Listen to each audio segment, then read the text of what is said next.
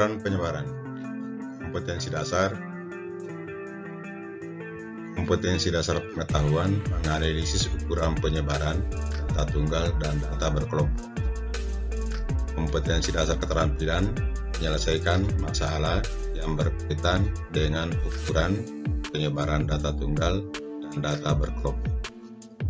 Tujuan pembelajarannya, setelah mempelajari materi ini, diharapkan dapat menentukan jangkauan transmisi simpangan rata-rata, standar deviasi, nilai set score, kemudian koefisien deviasi pada data tunggal maupun data berkelompok.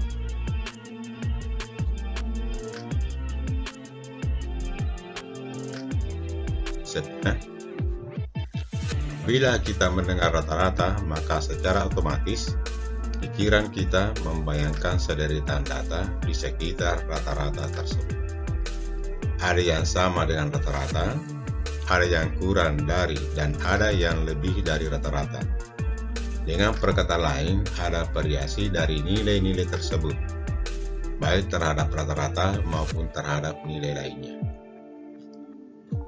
Jika sederetan data itu sama satu dengan yang lainnya, maka data tersebut dikatakan homogen atau bervariasi. Apabila perbedaan satu dengan yang lainnya sangat besar, maka dikatakan data tersebut sangat heterogen atau bervariasi. Atau dikatakan penyebaran data tersebut sangat besar atau sangat variatif. Sehingga ukuran penyebaran data merupakan ukuran yang menunjukkan seberapa jauh suatu data menyebar dari rata-ratanya. Ada beberapa ukuran penyebaran atau dispersi, yaitu jangkauan, simpangan kuartil, simpangan rata-rata, simpangan baku, dan variansi. Nah, inilah yang akan kita pelajari.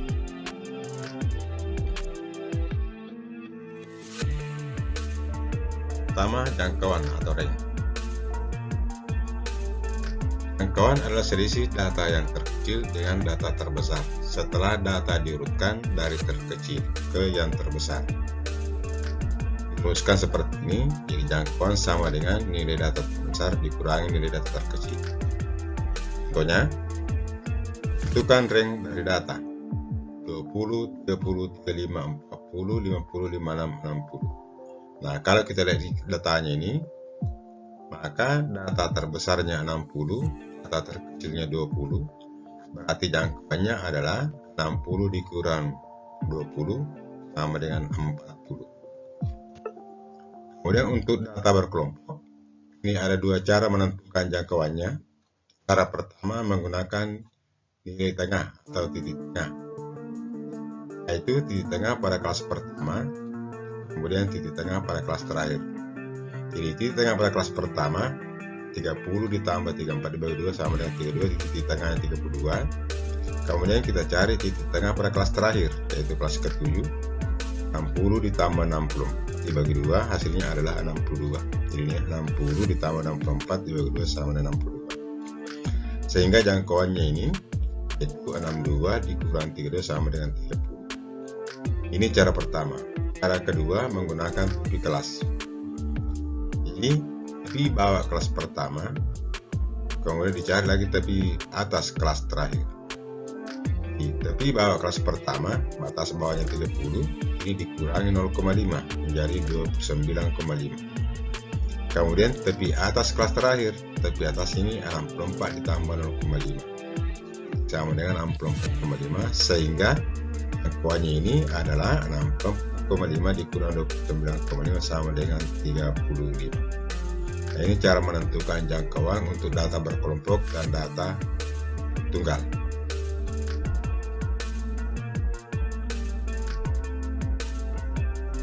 Kemudian jangkauan kuartil atau simpangan kuartil. Simpangan kuartil ini ada dua, ada namanya jangkauan interkuartil atau simpangan interkuartil. Terusnya kuartil ketiga dikurangi kuartil pertama. Kemudian jangkauan semi interkuartil yaitu setengah dari jangkauan interkuartil, 1/2 Q3 dikurang Q1. Nah, keterangannya, kita contohnya untuk data tunggal, tentukan jangkauan interkuartil, jangkauan semi interkuartil. Nah, untuk menentukan nilai kuartil maka data diurutkan terlebih dahulu. Ini kita lihat penyelesaiannya.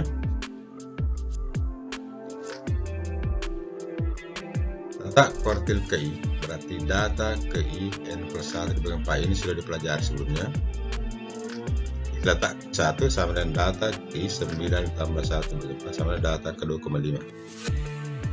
Ini 2,5 data kedua ditambah selisihnya ini ada desimalnya 0,5 dikali data ketiga dikurang data kedua. Jadi kita di sini data keduanya 4, ini data keduanya 4. Data ketiga dikurangi data kedua berarti data ketiga 7, data kedua 4 berarti 7 dikurang 4 sama dengan 3. 3 kali 0,5 sama dengan 1,5 ditambah 4 berarti 5,5. Kemudian letak kuartil ketiga, 3 kali 9 tambah 1 bagi 4. Ini kalau diselesaikan sama dengan 7,5. Nah, sehingga ini nilai kuartil ketiganya berarti data ke-7 ditambah 0,5 dikali selisih antara data ke-8 dikurangi data ke-7. Jadi data ke-7 di sini 13 ditambah 0,5, 14 dikurangi 13 artinya 13,5. Sehingga jangkauannya ini, jangkauan kuartilnya, jangkauan interkuartilnya Q3 dikurang Q1 berarti 13,5 dikurang 5,5 sama dengan 8. Kemudian jangkauan semi interkuartilnya yaitu sepertiga dikali 13,5 dikurang 5,5 sama dengan 1/2 kali 8 sama dengan 4.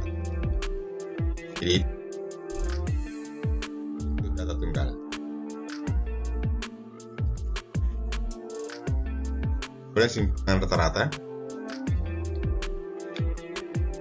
Untuk sekumpulan data X1, X2 dan seterusnya mempunyai rata-rata X dan nilai mutlak simpangan tiap data adalah, nah ini nilai mutlaknya, nilai mutlak. Jadi nilai mutlak nilai data dikurangi rata-rata, nilai mutlak dikurangi rata-rata, jumlahkan kemudian dibagi dengan banyaknya data maka diperoleh rata-rata simpangan yang dirumuskan sebagai berikut. Inilah rumusannya, rata-rata. Jumlah dari nilai data dikurangi dengan rata-rata dibagi dengan banyaknya data. Keterangan simpangan rata-rata, jadi SR simpangan rata-rata. Xi adalah nilai data ke I, kemudian X bar ini adalah nilai rata-rata. Contohnya, tentukan simpangan rata-rata data berikut. Nah, ini datanya data tunggal. Nah, ini untuk memudahkan ini dibuatkan tabel penyelesaian dan seperti ini. Jadi saya buatkan tabel dari data terkecil ke data terbesar. Jadi urutkan dari yang terkecil ke yang terbesar. Datanya dibuatkan tabel seperti ini. Nah, sehingga ini dijumlahkan jadi 4 tambah 6 tambah 7 dan seterusnya. Hasilnya ada 56. Sehingga rata-ratanya itu jumlah data dibagi dengan banyak data, jadi 56 dibagi sama dengan 8. Jadi rata-ratanya ini 8. Jadi kalau Anda tambahkan ini kemudian Anda bagi 7, hasilnya ada 8. Nah, sekarang kita cari selisih tiap nilai data terhadap rata-rata. Ini namanya simpangannya. Ini 4 kurang 8, jadi ini 4 kurang 8. Ini pakai harga mutlak, kemudian 6 dikurang 8. Kemudian ini 7 dikurang 8, 8 dikurang 8, 10 dan seterusnya. 4 dikurang 8 hasilnya kambing 4, tapi pakai harga mutlak hasilnya 4. 6 dikurang 8 minus 2 dimutlakkan menjadi positif 2 dan seterusnya. Jadi 10 dikurang 8 sama dengan 2, 10 dikurang 8 sama dengan 11 dikurang 8 sama dengan 3. Kalau ini dijumlahkan hasilnya 14. Nah, sehingga untuk menentukan simpangan rata-ratanya, jadi ini pembilannya diganti 14. Ini jumlahnya dari ini 14 dibagi banyaknya data, banyaknya data di 7, jadi 14 bagi 7 sama dengan 2. Ya, inilah menentukan simpangan rata-ratanya untuk data tunggal.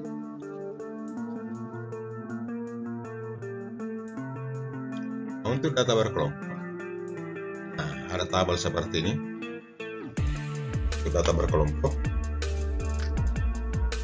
Pertama dulu kita cari rata-ratanya.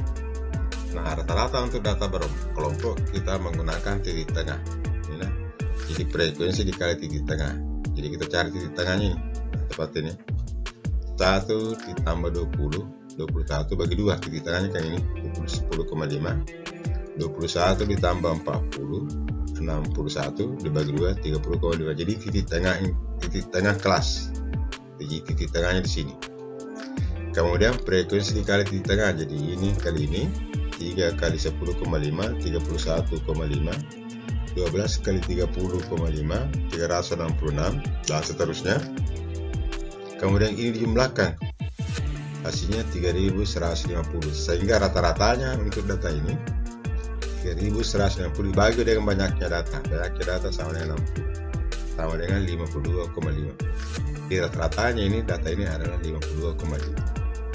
Nah, untuk menentukan simpangan rata-ratanya, kita buatkan tabel perhitungan seperti ini. Ini kolom titik tengah. Jadi setiap titik tengah dikurangi rata-rata. Jadi rata-ratanya 52,5. Jadi 10,5 dikurang 52,5. Kemudian ini titik tengahnya lagi nih, 30,5 dikurang 52,5.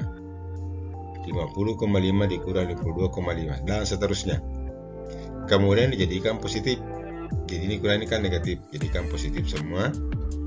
Kemudian dikali dengan frekuensi. Jadi 3 kali 42 126, 12 kali 22 264, 25 kali 2 50, dan seterusnya. Dan dibutuhkan hanya jumlahnya ini. Jumlahnya ini 880. Kemudian kalau kita masukkan ke dalam rumus simpangan rata-rata, rumusnya seperti ini. Berarti jumlahnya ini pembilang berarti 880 dibagi 60 banyaknya data, hasilnya adalah 14,67. Jadi simpangan rata-ratanya ini adalah 14,67. Nah, ini menentukan simpangan rata-rata untuk data berkelompok.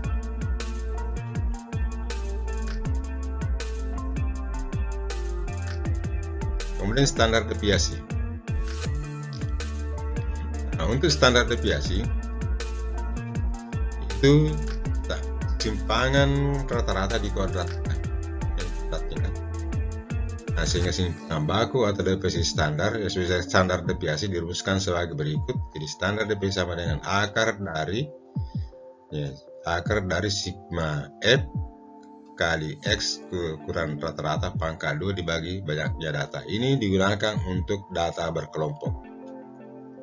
Nah, untuk data tunggal lebih mudah menggunakan ini. Dia datanya data tunggal. Jadi sigma X kuadrat dibagi N dikurang sigma X per N kuadrat.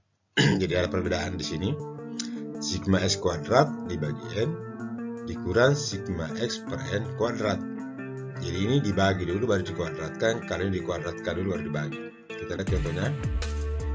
Untuk data tunggal, tentukan simpangan baku dari data 6, 4, 8, dan seterusnya. Lebih mudah kalau kita buatkan tabel. Tabelnya seperti ini. Bisa urutkan lagi dari yang terkecil ke yang terbesar. Kemudian saya jumlahkan. Jumlahnya ini 56. Kemudian ini dipangkat 2 kan.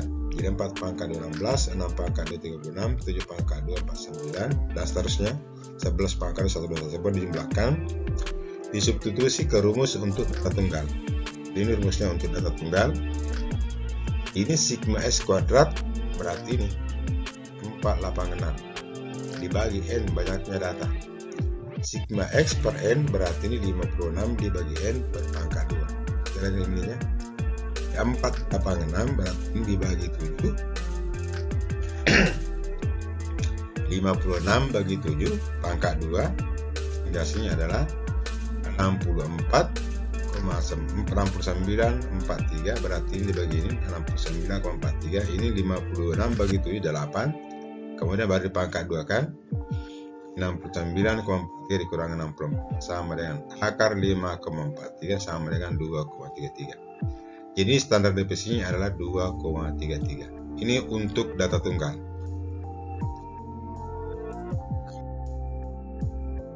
Dan kita lihat untuk data berkelompok. Saya ambil data yang tadi seperti ini terpaknya. Untuk biasanya kita mencari rata-ratanya. Pertama yang tadi mencari rata-ratanya tetap 52,5. Nah, untuk mencari standar deviasinya kita gunakan lagi tabel perhitungan. Ini sama, ada titiknya. Nah, kemudian ini XI, jadi ini XT dikurang rata-rata, berarti ini 10,5 dikurang ini, jadi hasilnya kan negatif, tapi kan di sini harga mutlak jadikan positif. Jadi ini 30,5 dikurang 52,5 hasilnya 22. 50,5 dikurang 52,5 hasilnya 2. 70,2 dikurangin 18. Ini jadikan positif ya. Nah, kemudian dipangkat 2 kan. Jadi dipangkat 2 kan. Jadi pangkat 2, 40 pangkat 2 sama dengan ini, 20 pangkat 2 sama dengan 484, 2 pangkat 2 4, 18 dan seterusnya. Setelah dipangkat 2 kan dikalikan dengan frekuensi. Jadi 3 dikali 1764 hasilnya adalah 5292. 12 dikali 484 hasilnya 5808. 25 kali 4 100 dan seterusnya. Yang didapat jumlahnya adalah 22.160. Sehingga standar deviasinya adalah jadi ini yang pembilannya ini diganti dengan 22.160 dibagi dengan banyaknya data 60, yang sama dengan akar 369,33 ditarik akarnya sama dengan 19,22. Jadi cara menentukan standar deviasi untuk data berkelompok.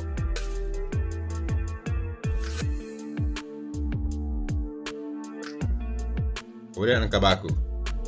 Angka baku adalah nilai yang menyatakan perbandingan antara selisih data dengan rata-ratanya berbanding simpangan baku data tersebut. Angka baku biasa juga disebut dengan Z-score. Oleh karena itu, angka baku dilambangkan dengan huruf Z. Nah, semakin besar angka bakunya, semakin baik nilai tersebut dibandingkan dengan nilai yang lain yang memiliki angka baku lebih kecil. Angka baku dirumuskan Z sama dengan ini nilai data dikurangi rata-rata dibagi dengan standar deviasinya. Nah, keterangannya ini. Contohnya, ketahui angka data, ketahui data 2, 7, 8, 10, 4, dan 5. Tentukan angka baku dari data 2 dan 7. Penyelesaiannya, nah ini tidak diketahui standar deviasinya, kemudian rata-ratanya, maka kita harus cari dulu rata-ratanya. Nah, gunakan tabel seperti ini ya. Gunakan tabel, diurutkan dari yang terkecil ke yang terbesar, kemudian dijumlahkan, kemudian dipangkat 2 kan untuk menentukan nanti standar deviasinya. Sehingga rata-ratanya itu jumlah data berarti 36 dibagi dengan 6 sama dengan 6. Jadi rata-ratanya ini adalah 6. Kemudian untuk standar deviasinya, sigma S kuadrat berarti 258, berarti 258 bagi 6. Kemudian sigma XI dibagi N berarti 36 per 6 pangkat 2. Kalau diselesaikan, di ini 258 dibagi 6, 43, 36 bagi 6 pangkat 2 sama dengan 36, berarti 36 per 6, 6 pangkat 2, 36. Sehingga standar deviasinya akar 7 sama dengan 2,05. Jadi standar deviasi dari data ini adalah 2,05. Mau ditentukan angka baku dari angka 2. Angka baku untuk X sama dengan 2, berarti ini X sama dengan 2 soalnya. Diganti ini rumusnya tadi, angka bakunya ini diganti 2, rata-ratanya diganti 6, standar deviasi diganti 2,65. Jadi diganti 2,65 sehingga hasilnya seperti ini. Kemudian angka baku untuk X sama dengan 7.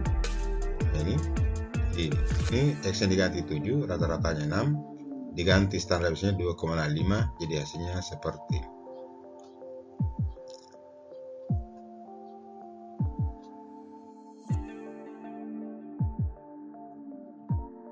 Kemudian contoh kedua, seorang siswa mendapat nilai 81 dalam agama dan 53 dalam matematika. Jika nilai rata-rata simpangan baku agama ada 78 dan 12, nilai rata-rata simpangan baku, nilai rata-rata dan simpangan baku matematika 51 dan 56, mana yang lebih baik, nilai agama atau nilai matematika? Penyelesaiannya rumusnya seperti ini. Nah, untuk mata pelajaran agama, nilainya 81. kemudian rata-ratanya 78. Simpangan bakunya 12, berarti 81 dikurang 78 per 12 sama dengan 3 per 12 sama dengan 0,25. Angka baku nilai matematika, nilainya matematika adalah 53. Kemudian rata-ratanya 51, kemudian standar deviasinya 6. Maka nilainya adalah 2 per 6. Jadi ini 53 dikurang 51, 2 per 6 sama dengan 0,33. Nah, ternyata nilai matematika itu lebih baik dibandingkan dengan nilai agama, karena nilai set skor matematika lebih besar dibandingkan set skor agama, yaitu 0,33 lebih besar daripada 0,25. Untuk ketiga, emak mempunyai nilai set adalah 0,75.